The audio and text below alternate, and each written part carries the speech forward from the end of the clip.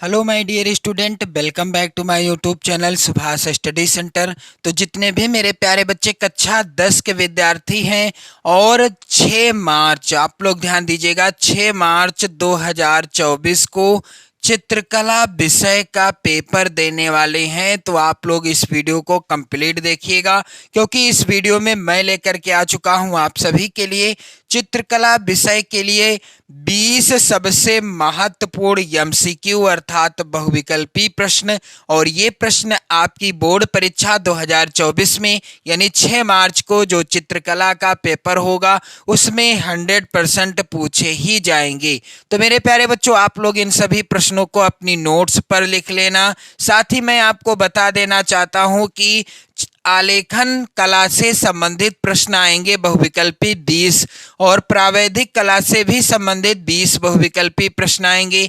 तो आप लोग आलेखन कला वाले प्रश्नों को ही सॉल्व करिएगा, काफी आसान होते हैं, यहाँ पर आप लोग देखोगे भी। तो मेरे प्यारे बच्चों, यदि आपने अभी तक चैनल को सब्सक्राइब नहीं किया है तो चैनल को सब्सक्राइब कर लीजिएगा, वीडियो को लाइक कर दीजिएगा और साथ ही अपने प्यार भरे कमेंट भी करते रहिएगा। मेरे प्यारे बच्चों, आप सभी से रिक्वेस्ट है कि आप लोग इन प्रश्नों को अपनी नोट्स पर भी लिख लेना। मेरे प्यारे बच्चों, आप लोग ध्यान दीजिएगा, इन सभी प्रश्नों को आप अपनी नोट्स पर लिख लेना, क्योंकि सबसे ज्यादा महत्वपूर्ण प्रश्न है ये सभी।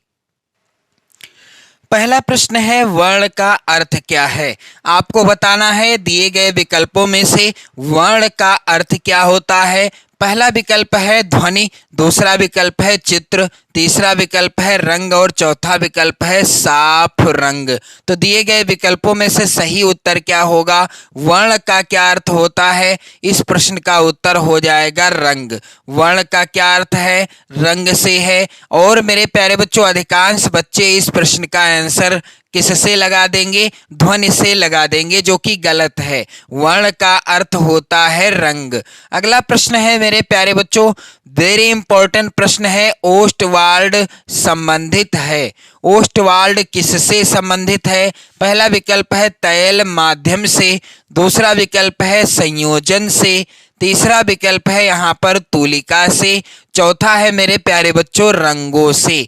तो ओस्टवाल्ड रंग चक्र संबंधित है किससे? रंगों से संबंधित है। मेरे प्यारे बच्चों, आपसे रिक्वेस्ट है कि आप लोग इन सभी प्रश्नों को अपनी नोट्स पर लिख लीजिएगा, सबसे महत्वपूर्ण प्रश्न है आपकी बोर्ड परीक्षा के लिए। अगला प्रश्न यहाँ पर आप लोग ध्यान दीजिएगा, लाल और हरा रंग है। लाल और हरा रंग कैसा रंग है? यहाँ पर पहला है विकल्प, आप लोग ध्यान दीजिएगा, उष्ण रंग, दूसरा विकल्प है तटस्थ रंग, तीसरा विकल्प है द्वितीयक रंग, चौथा विकल्प है विरोधी रंग। तो लाल और हरा रंग कैसे रंग हैं? इस प्रश्न का उत्तर होगा मेरे प्यारे बच्चों, लाल और हरा रंग है, यहाँ पर इसका उत्तर हो जाएगा एक दूसरे के विरोधी रंग। लाल और हरा रंग एक दूसरे के क्या होते हैं? विरोधी होते हैं। लाल रंग का विरोधी रंग क्या है? हरा है। और हरे रंग का विरोधी रंग क्या है? लाल है। प्रश्न संख्या 4 वेरी इंपॉर्टेंट है, कह रहा है भारत का राष्ट्रीय ध्वज है एक वर्णीय, वर्णहीन, बहुवर्णीय या इनमें से कोई नहीं। प्रश्न का तात्पर्य है कि क्या भारत का जो राष्ट्रीय ध्वज है, यानी हमारा जो राष्ट्रीय ध्वज है जो कि तिरंगा है, क्या यह एक वर्ण यानी एक रंग का है, वर्णहीन या इसमें कोई भी रंग नहीं है, या बहुवर्णीय है यानी कई रंग हैं? तो इसका उत्तर क्या होगा? हमारा जो राष्ट्रीय ध्वज है, भारत का राष्ट्रीय ध्वज बहुवर्णीय है। कैसा है? इसमें कई तरह के रंग हैं। अगला प्रश्न है, प्रिज्म में कुल कितने रंग होते हैं? आप लोग ध्यान देंगे, पहला विकल्प है 2, दूसरा विकल्प है 4, तीसरा विकल्प है 6, चौथा विकल्प है 7। प्रिज्म में कुल कितने रंग होते हैं? प्रिज्म में कुल 7 रंग होते हैं। इस प्रश्न का उत्तर हो जाएगा। अगला प्रश्न मेरे प्यारे बच्चों वेरी इंपॉर्टेंट है, इनमें से कौन सा शीत रंग है? दिए गए विकल्पों में से कौन सा रंग है जो कि शीत रंग यानी ठंडा रंग कहलाता है? यहाँ पर आप लोग ध्यान देंगे, पहला है विकल्प पीला, दूसरा विकल्प है लाल, तीसरा विकल्प है काला, चौथा विकल्प है नीला। तो दिए गए विकल्पों में से शीत रंग कौन सा है? इस प्रश्न का उत्तर होगा मेरे प्यारे बच्चों नीला। यहाँ पर जो नीला रंग होता है दिए गए विकल्पों के अनुसार यह शीत रंग कहलाता है। अगला प्रश्न है मेरे प्यारे बच्चों, मुख्य रंग कितने होते हैं? पहला है विकल्प यहाँ पर 3, दूसरा विकल्प है 2, तीसरा है 8, चौथा है यहाँ पर 7। तो मुख्य रंग कितने होते हैं? इस प्रश्न का उत्तर होगा 3 होते हैं। आप लोग कमेंट बॉक्स में कमेंट करके बताइएगा कि कौन कौन से मुख्य रंग हैं। अगला प्रश्न यहाँ पर है, तटस्थ रंग कौन से हैं? दिए गए विकल्पों में से कौन से रंग हैं जो कि तटस्थ रंग हैं?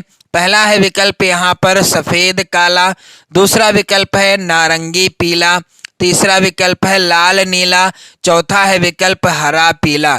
तो तटस्थ रंग कौन से हैं? इस प्रश्न का उत्तर होगा मेरे प्यारे बच्चों तटस्थ रंग होते हैं सफेद और काला। यहाँ पर पहला ही विकल्प क्या है? सही हो जाएगा। अगला प्रश्न है मेरे प्यारे बच्चों, यहाँ पर निम्नलिखित में से कौन सी लयात्मक रेखा है? पहला है विकल्प सरल रेखा, दूसरा विकल्प है ऊर्ध्व रेखा, तीसरा विकल्प है वक्र रेखा, चौथा विकल्प है क्षैतिज रेखा। तो दिए गए विकल्पों में से कौन सी लयात्मक रेखा है? इस प्रश्न का उत्तर होगा मेरे प्यारे बच्चों यहाँ पर आप लोग ध्यान देंगे सरल रेखा। सरल रेखा जो होती है यह लयात्मक होती है। अगला प्रश्न है मेरे प्यारे बच्चों, निम्नलिखित में से कौन सी लयात्मक रेखा है? तो सरल रेखा हो गया।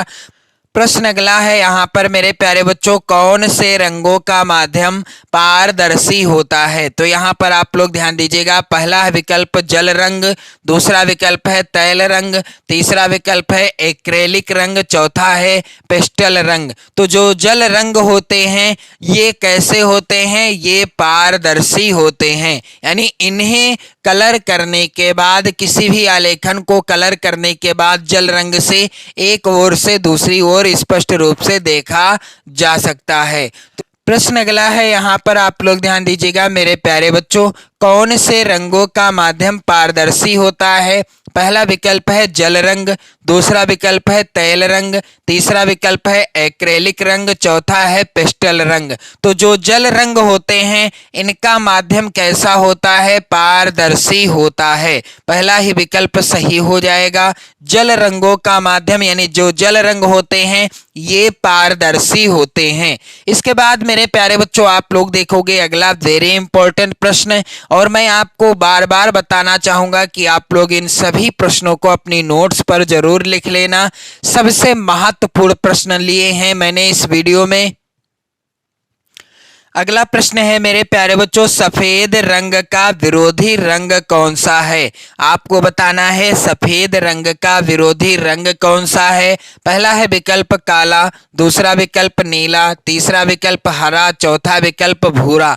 तो आप लोग एक जरूर प्रश्न तैयार कर लेना जिसमें एक प्रश्न ये आएगा, किसी भी रंग का विरोधी रंग पूछ लिया जाएगा, या तो सफेद रंग का, या लाल रंग का, या हरे रंग का। तो जिस भी रंग से रिलेटेड प्रश्न होगा, यानी जिस भी रंग से, जैसे कि यहाँ पर है सफेद रंग का विरोधी रंग कौन सा है? क्या काला है, नीला है, हरा है, या भूरा है? तो इसका उत्तर क्या होगा मेरे प्यारे बच्चों? सफेद रंग का विरोधी रंग होता है काला रंग। कौन सा?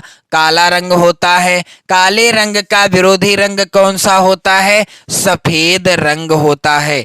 मेरे प्यारे बच्चों प्रश्न संख्या यहाँ पर आगे आप देखोगे वेरी इंपॉर्टेंट प्रश्न है, पीले रंग में लाल रंग मिलाने पर कौन सा रंग बनेगा?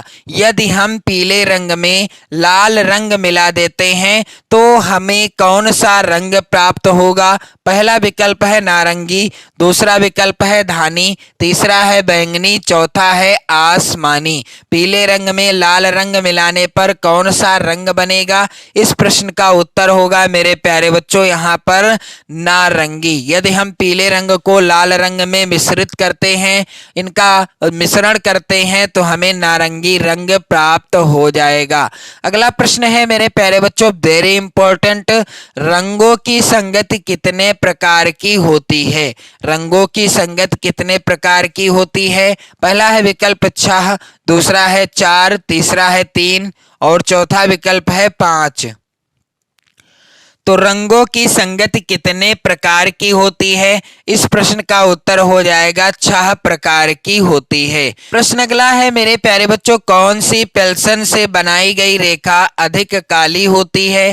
पहला है विकल्प 2B, दूसरा विकल्प है HB और तीसरा विकल्प है 2H और चौथा विकल्प है यहाँ पर 4H। तो किस पेल्सन से बनाई गई रेखा अधिक काली होती है? इसका उत्तर होगा मेरे प्यारे बच्चों, आप लोग ध्यान दीजिएगा, उत्तर हो जाएगा HB पेल्सन से बनाई गई रेखा अधिक काली होती है। प्रश्न यहाँ पर आप देखोगे अगला है, बनावट की दृष्टि से आलेखन कितने प्रकार के होते हैं? विकल्प इस प्रकार से हैं, क्या 4 प्रकार के होते हैं, 2 प्रकार के या 3 प्रकार के या फिर 6 प्रकार के? तो बनावट की दृष्टि से आलेखन होते हैं कितने प्रकार के? 4 प्रकार के होते हैं। यहाँ पर आप लोग ध्यान दीजिएगा, 4 प्रकार के होते हैं। ये है प्रश्न और ये है इसके विकल्प। अगला प्रश्न है मेरे प्यारे बच्चों, किनारी डिजाइन का प्रयोग किया जाता है। पहला है विकल्प फर्श के केंद्र के लिए, दूसरा विकल्प है साड़ी के किनारी के लिए, तीसरा है छत के केंद्र के लिए, चौथा विकल्प है तकिए के केंद्र के लिए। तो किनारी डिजाइन का प्रयोग कहाँ किया जाता है या किसमें किया जाता है? साड़ी की किनारी के लिए। ये वाला प्रश्न जो है वेरी इंपॉर्टेंट है आपकी बोर्ड परीक्षा के लिए। अगला प्रश्न है मेरे प्यारे बच्चों, आदर्श रंग कितने होते हैं? पहला है विकल्प 8, दूसरा विकल्प है 3, तीसरा विकल्प है 4 और चौथा विकल्प है 6। तो आदर्श रंग कितने होते हैं? इस प्रश्न का उत्तर होगा आदर्श रंग होते हैं 6। अगला वेरी इंपॉर्टेंट प्रश्न है मेरे प्यारे बच्चों, हरा रंग नेत्रों पर क्या प्रभाव डालता है? सामान्य, ठंडा, गर्म या कुछ नहीं? तो हरा रंग हमारी नेत्रों पर कैसा प्रभाव डालता है? इसका उत्तर हो जाएगा मेरे प्यारे बच्चों, ठंडा प्रभाव डालता है हरा रंग। प्रश्न अगला है, चित्र में गहरा रंग विशेष कर क्या दर्शाने के लिए होता है? तो यहाँ पर आप लोग ध्यान दीजिएगा, चित्र में जो गहरा रंग होता है, गहरे रंग का प्रयोग क्या दर्शाने के लिए किया जाता है? तो यहाँ पर विकल्प है, पहला घनत्व, दूसरा काली घटा, तीसरा है अंधेरा, चौथा है इनमें से कोई नहीं। तो घनत्व को दर्शाने के लिए गहरे रंग का प्रयोग किया जाता है कहाँ पर? चित्र में। अगला प्रश्न है मेरे प्यारे बच्चों, एकाकी रंग संगत में कितने रंगों का प्रयोग होता है? विकल्प इस प्रकार से हैं, पहला विकल्प है 1, दूसरा विकल्प है 3, तीसरा है 5 और चौथा विकल्प है 4। तो एकाकी रंग संगत में कितने रंगों का प्रयोग होता है? इस प्रश्न का उत्तर होगा मेरे प्यारे बच्चों, आप लोग ध्यान दीजिएगा, इस प्रश्न का उत्तर हो जाएगा 1। एकाकी रंग संगत में एक रंग का प्रयोग होता है। तो मेरे प्यारे बच्चों, आपसे रिक्वेस्ट है कि आप सभी लोग इन सभी प्रश्नों को जरूर तैयार कर लेना, इन्हें अपनी नोट्स पर जरूर लिख लेना, वीडियो को लाइक कर देना, शेयर कर देना और यदि आप चैनल पर पहली बार आए हैं तो चैनल को भी सब्सक्राइब कर लेना। 2024 बोर्ड परीक्षा की बेहतर तैयारी के लिए आप चैनल के साथ जुड़िए और मैं आप सभी की धुआंधार तैयारी कराऊंगा। हिंदी विषय, सामाजिक विज्ञान विषय, गृह विज्ञान और चित्रकला विषय की मैं तैयारी करा रहा हूं इस चैनल पर। आप लोग चैनल को जरूर सब्सक्राइब कर लीजिएगा। तो पढ़ते रहें, मस्त रहें, स्वस्थ रहें। जय हिंद।